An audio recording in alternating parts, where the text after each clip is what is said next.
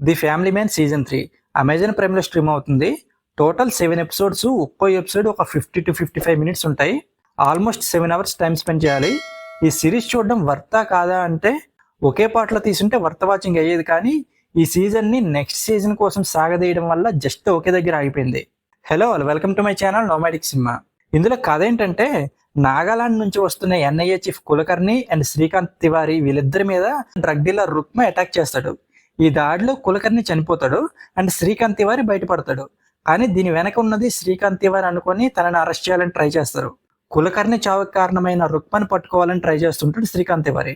అసలు కులకర్ణిని ఎందుకు చంపారు, రుక్మాని శ్రీకాంత్ తివారీ పట్టుకున్నాడా లేదా అనేది ఈ సిరీస్ లో చూడాలి.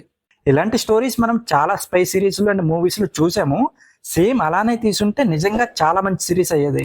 కానీ వీళ్ళు అతి తెలివికి పోయి ఈ సిరీస్ ని సగంలో ఆపేసి నెక్స్ట్ సీజన్ లో చూడండి అని సిరీస్ ని క్లోజ్ చేయడం బెడిసి కొట్టింది. అలాగే సిరీస్ లో అనవసరమైన సీన్స్ పెట్టి బోర్ కొట్టించారు.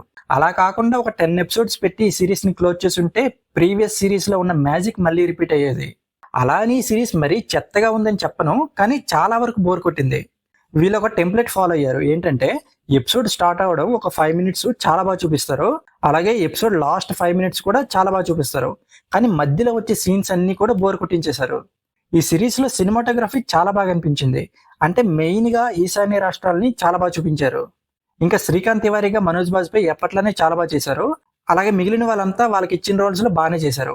కొన్ని సర్ప్రైజ్ క్యామియోస్ కూడా ఉన్నాయి ఈ సిరీస్ లో. ఇంకా రుక్మాగా చేసిన జైదీప్ బాగా చేశాడు, కానీ తన క్యారెక్టర్ ని ఇంకొంచెం బెటర్ గా రాసుకోవాల్సింది. ఇంకా రాజన్ డీకి ఈ సిరీస్ లో యాక్షన్ కంటే డ్రామా మీద ఎక్కువ ఫోకస్ చేయడం అండ్ ఈ సిరీస్ ని 2 పార్ట్స్ గా డివైడ్ చేయడం బెడ్స్ కొట్టింది.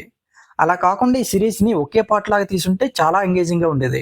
ఇంకా ఓవరాల్ గా ఈ సిరీస్ గురించి చెప్పాలంటే, the Family man 1 and 2 parts కి ఎవరైతే ఫ్యాన్స్ ఉన్నారో వాళ్ళు కొంచెం డిసప్పాయింట్ అయ్యే ఛాన్స్ ఉంది. అలాగే ఫ్యామిలీతో చూడడం కొంచెం కష్టం, ఎందుకంటే చాలా బూతులు ఉన్నాయి.